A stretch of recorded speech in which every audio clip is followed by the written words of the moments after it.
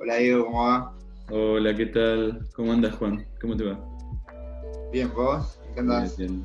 Muy bien. Bueno, contento.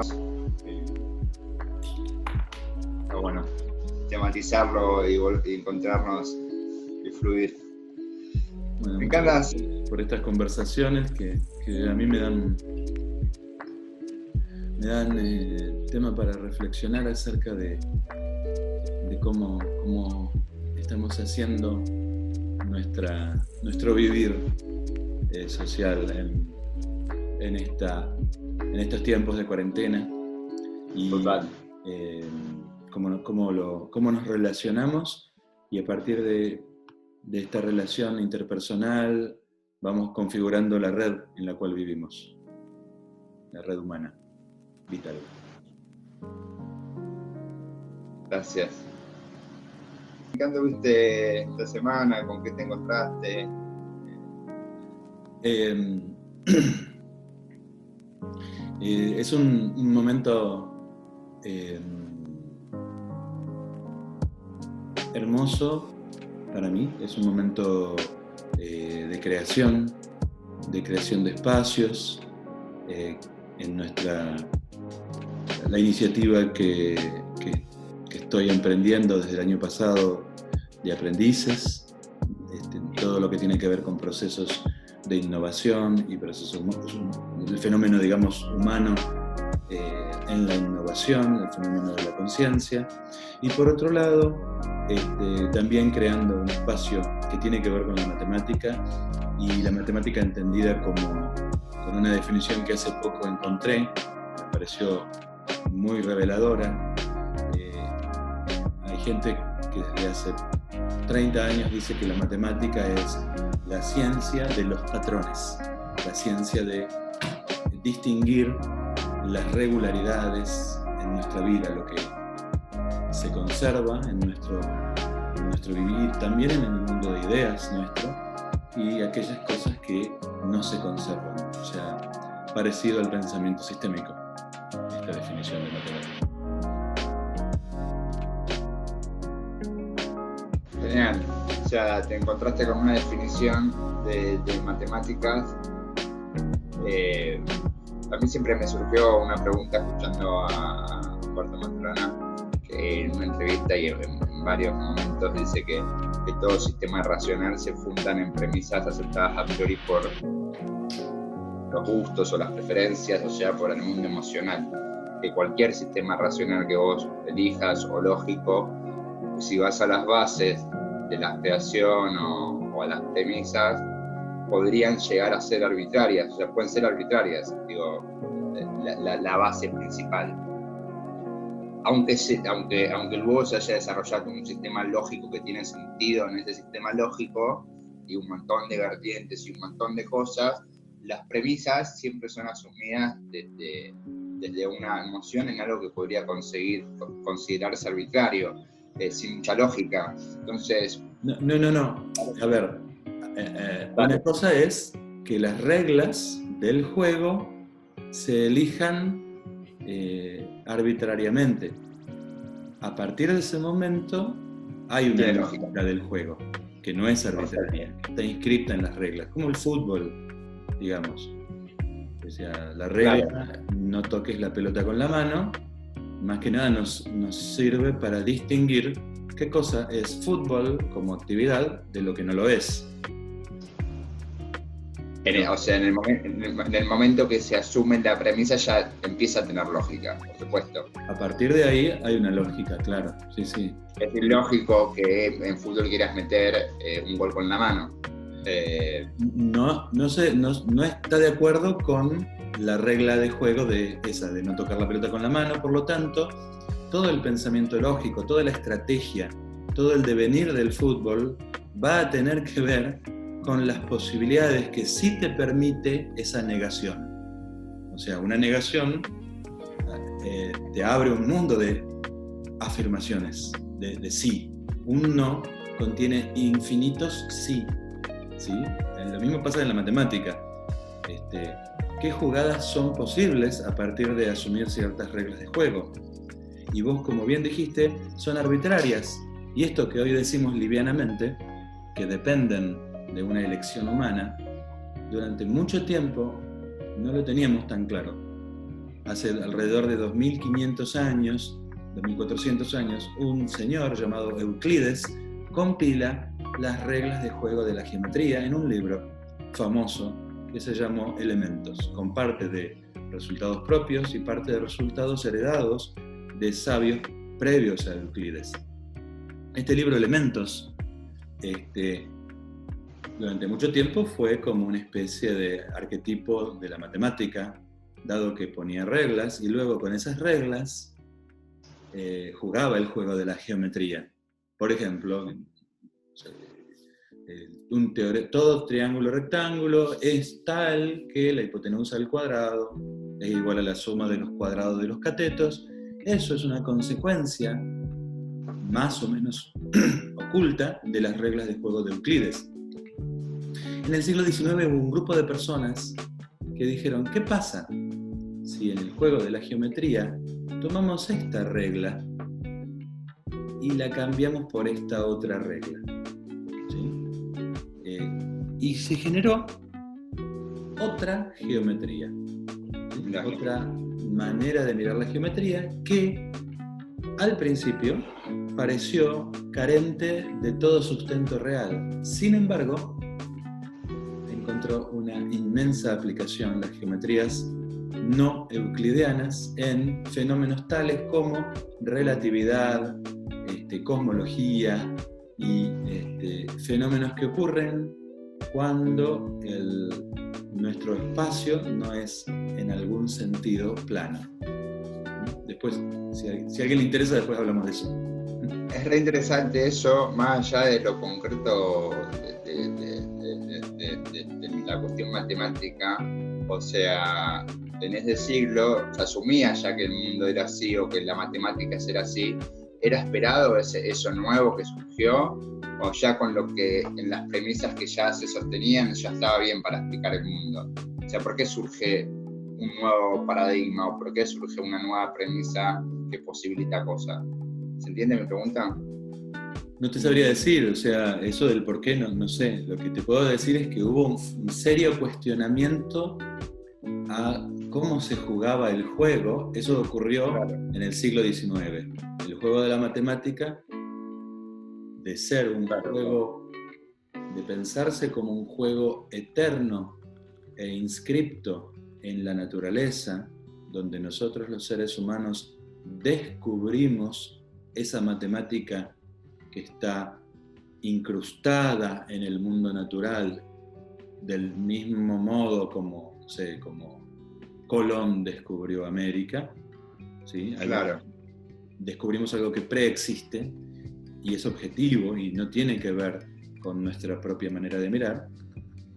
De ahí pasan a un nuevo modo de pensar la matemática. Esto que vos decís, así, es un juego, como cualquier otro juego, elegís las reglas, lo vas a poder jugar si sabes las reglas, no solo acá, sino operándolas.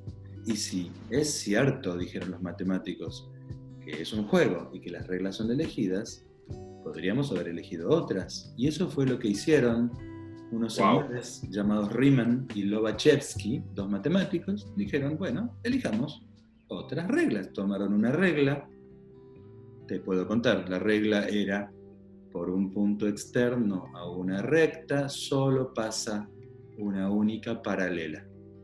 Ese es un postulado básico de Euclides y lo cambiaron y dijeron no. Uno dijo, por un punto externo a una recta no pasa ninguna paralela. O Lobachevsky dijo, bueno, por un punto externo a una recta pasan infinitas paralelas. Y crearon otros juegos geométricos, otras geometrías, que se jugaban con la misma lógica, pero partiendo de suposiciones diferentes, y encontraron otra historia. Muy interesante. Wow. Es como que estos, ¿cómo se llamaban? Los que cuestionan o que ponen una pregunta. ¿Del siglo XIX? No Los, hablaste de dos matemáticos, creo. los sofistas, eso era una escuela de pensamiento de hace 2000 y pico de años, sofistas. Y, o sea, de alguna manera lo que escucho, y encastrando las distinciones, por supuesto, es como que pusieron al observador en juego en la matemática. Eso es lo que escucho yo. La conciencia. Y de alguna manera sí, ellos Claro. están diciendo la matemática es construida, no es objetiva, en el sentido de que Claro. vos la descubras. No. Bueno, eso lleva a una pregunta que me parece interesante, que bueno, un poco la estás contestando, ¿no? Pero digo, ¿las matemáticas existen en el mundo más allá del observador que distingue matemática? ¿O el matemático observa el universo y distingue matemáticas para poder distinguir el universo y poder referirse al universo o a la experiencia del mundo real? Bueno, hay una famosa frase de Einstein en el medio, por ejemplo, que la cita Waslavic, que dice: no es cierto que los experimentos nos permitan construir nuestras teorías, nuestras ideas. Es al revés. Son nuestras teorías las que nos permiten observar el mundo. Dependiendo de la teoría, la creencia, el marco mental de lo que tengas adentro, vos vas a poder observar. Entonces, frente a una situación determinada, aparece frente a un hombre que observa, frente a un hombre que tiene intereses, frente a un hombre que quizás hace 2000, 3000, 4000 años, con la aparición, la emergencia del patriarcado, ¿no? Aparece la idea de que hay ciertas personas que pueden, por ejemplo, querer cobrar tributos a otras personas. Un rey viene con su ejército, conquista un país y lo somete a tributo, y entonces la pregunta es: si yo quiero cobrar un tributo, ¿cómo sé cuánto es posible cobrarle a esta persona, a estos agricultores, a este país, sin matarlos, pero tampoco sin, digamos, con un equilibrio que permita que esa relación prospere y continúe en el tiempo? Si le cobra mucho de tributo, lo arruina económicamente y deja de existir el agricultor y deja de existir el tributo. Si le cobra muy poco, la ambición humana puede pretender más, digamos. Entonces, en este tema económico, puede ser, no tiene por qué ser una relación patriarcal, puede ser también una relación de colaboración, claro. Y haya un interés en coordinar acciones en la colaboración. Digo, puse un ejemplo patriarcal, pero no tiene por qué ser así. También en la guerra, en los desafíos, en los cálculos astronómicos requeridos para poder hacer navegaciones e ir a otros países para el motivo que sea, para interactuar entre los seres humanos, aparece esta necesidad de hacer cálculos, cuentas, números, contabilidades. Entonces, aquellos países, aquellos equipos, aquellas organizaciones, desde tiempos inmemoriales que establecen reglas de cálculo, ¿sí?, estaban en mejores condiciones para hacer contabilidades que otras. Y sus imperios tenían mayor probabilidad, o sus relaciones de colaboración, no tienen por qué ser imperios, tienen mayor probabilidad de continuar en el tiempo, dado que esa coordinación de acciones basada en la fuerza o en la colaboración se basaba en algo que ambos podían internalizar, operaciones numéricas, y examinar detenidamente. Entonces, sea que estés en la emocionalidad de la conquista, si querés llamarla la emocionalidad del enojo o lo que sea, o en la emocionalidad de la confianza y la colaboración, en ambos casos yo estimo que hubo una un deseo de tener un momento en el cual vos, como quien dice, en una emoción neutra puedas examinar las cuentas, las contabilidades, y esto impulsa de diferentes emocionalidades el pensamiento matemático, ¿sí? Poder encontrarnos básicamente, o la coordinación de estar juntos en este mundo, poder tener un lenguaje que nos acerque a hacer referencias similares en el encuentro, digo, en lo que coordinamos. Sí, las operaciones básicas, sumas, restas, claro. Multiplicaciones, divisiones, esas 4 operaciones que están incrustadas en nuestra cabeza por la escolarización, tienen que ver básicamente con que si vos no tenés una computadora, como hasta hace pocos años poca gente la tenía o ninguna, vas a necesitar que las piezas de la computadora sean personas capaces de contabilizar. Entonces, las herramientas básicas de la coordinación humana terminan siendo, como sustento de las coordinaciones, la capacidad de comunicar, de escribir y de leer, y la capacidad de contabilizar. ¿Sí? Entonces, digamos, hay una frase famosa de Sarmiento, lengua para comunicar, y dicen que Sarmiento la tomó también de otros. Nuestro artífice del sistema educativo del siglo XIX, lengua para comunicar y matemática para pensar, proviene de esta base de la coordinación humana, el lenguaje y la contabilidad, o sea, el lenguaje de comunicar y el lenguaje de contabilizar. Genial, genial. Y en esto que hablas de... Perdón. Sí, dale, tranquilo. Linaje, en nuestra historia, esto no es nuevo. En nuestra historia de coordinaciones, sea en el marco que sea, necesitamos estas 2 herramientas coordinativas de manera muy poderosa. Por ejemplo, en la tradición judeo-cristiana, en el mundo hebreo, había una obligación, hasta donde me han dicho, de ciertos escribas, que era de enseñar a los niños en forma gratuita, sin cobrar nada. Había todo un esquema de transmisión del saber de la escritura en el pueblo hebreo. Esto algún entendido lo confirmará mejor que yo, de que estas herramientas de coordinación necesitaban ser de dominio público, ¿sí? No que tuvieras que pagarle a un maestro para que te enseñe a escribir o a leer la Torá o las leyes.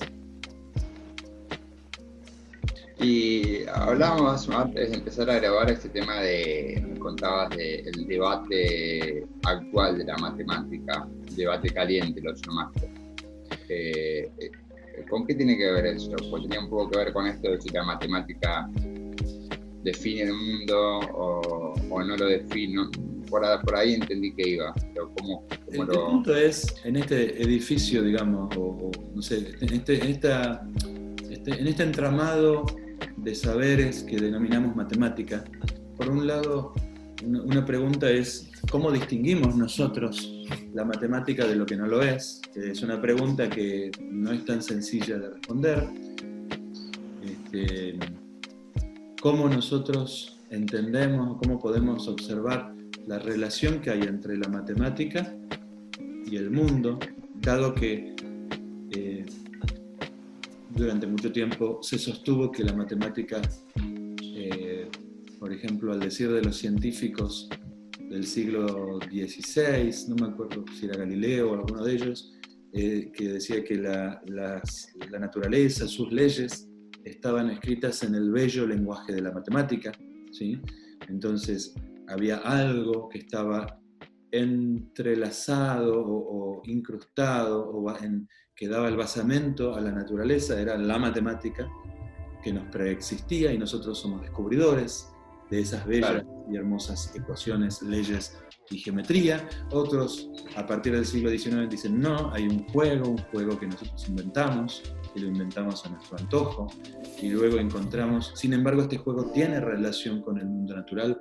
Nosotros efectivamente usamos el teorema de Pitágoras, utilizamos estructuras matemáticas, informáticas, estadísticas, para construir el mundo tal cual lo experimentamos día a día, ¿sí?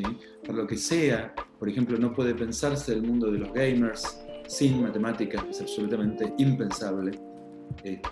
Vos tomás un tutorial para construir un juego y vas a tener una matemática vectorial avanzada para poder construir una realidad virtual. No hay posibilidad de no pasar por la disciplina de los vectores.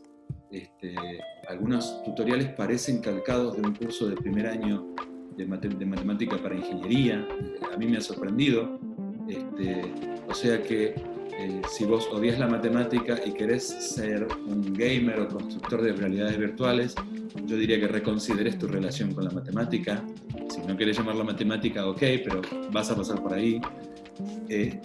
O la estadística, o la magia, tal cual se entiende el ilusionismo, o la creación de videos, o la física cuántica, la electrónica moderna, todo está permeado por esta matemática que, de tal modo que no podemos desentrelazar el nudo. Entonces, ¿cómo es que este juego, que lo jugamos arbitrariamente, está relacionado con el mundo? Y en esta visión, que por lo menos yo sostengo que es la visión de que construimos el mundo, ¿cómo es que se hace eso? Es un tema caliente, un tema, cuando digo caliente quiero decir un tema que no está en ningún modo resuelto, que tiene que ver con la importancia de esta actividad, por ejemplo, para los órganos de financiamiento estatales o privados de la actividad matemática. De hecho, hay mucho dinero, muchos recursos que se destinan para esta actividad. O sea que ese flujo de dinero no es algo fijo, sino que es algo que se decide año a año, y lo deciden personas, no es que se decide, sino que hay personas que lo codeciden en grupos, y dependiendo de la idea que tengamos, de la importancia que tengamos en nuestros sistemas políticos, o sea, de las conversaciones que tengamos acerca de la importancia de la matemática o no, eso va a influir en cómo se evoluciona este apoyo a la matemática y a la actividad de los matemáticos, sean estos quienes sean, ¿no? Es también un temita importante de definir quiénes pueden ostentar el título de ser matemáticos. Por ejemplo, un escolar que resuelve la raíz de una parábola que modela, por ejemplo, una parábola modela, por ejemplo, un receptor parabólico de DirecTV, o una linterna que emite luz, o un horno solar, ¿sí? Un escolar que, sabiendo o no eso, resuelve la raíz de una parábola. Bueno, ¿está haciendo matemática? ¿Es matemático o no en ese momento que hace matemática? Bueno, así que digo, esto trae mucha tela para cortar acá. Yo no soy un experto en filosofía de la matemática, que es esto que estamos hablando. Cuando nos preguntamos, nos interrogamos y reflexionamos al respecto de en qué consiste la actividad que desarrollamos, ya estamos en el ámbito de la filosofía. ¿Cómo es que esta actividad se vuelve importante para el mundo?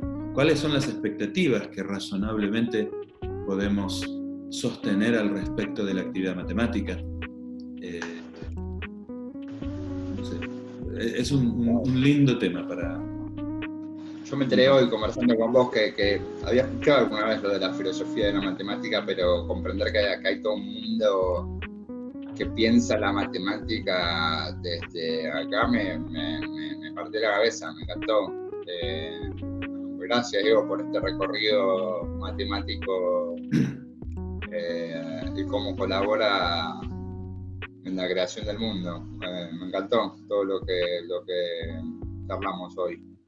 Bueno, quiero invitar también si a vos te parece, un espacio que estoy creando, que es el espacio 6Pi. Esto del 6Pi, me preguntaban hace poco, mi hijo me preguntaba ¿por qué 6Pi? ¿Qué es el tema del 6Pi?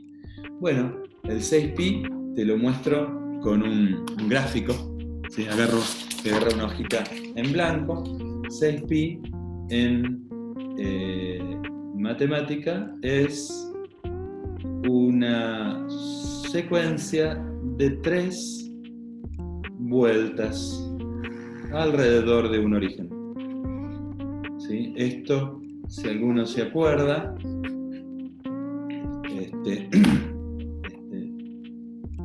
de matemática, 2pi es una vuelta, 6pi es una secuencia de 3 vueltas, y dicen algunos que nosotros los seres humanos necesitamos dar vueltas, conversar alrededor de algo, por lo menos 3 veces, para poder comenzar a adentrarnos, a introducirnos en el misterio de algo o en algún tema nuevo. No es suficiente una vez. Con la segunda reflexión apenas comenzamos a mirar, y con la tercera reflexión ya estamos adueñándonos, comenzando a apropiarnos de un espacio. Así que bueno, invitados, muchas gracias. La matemática y su mundo de relaciones con nuestro entramado vital humano. ¿Y esto qué es? ¿Cómo funciona? ¿Fechas? ¿Son encuentros? ¿Cuánto dura? ¿Cómo es eso? Bueno, aún estamos en la cocina, así que esto es como una especie de preinvitación. Preinvitación que ya te voy a hacer llegar más en detalle. La idea es empezar a investigar o explorar cómo se conecta algo matemático con algo no matemático.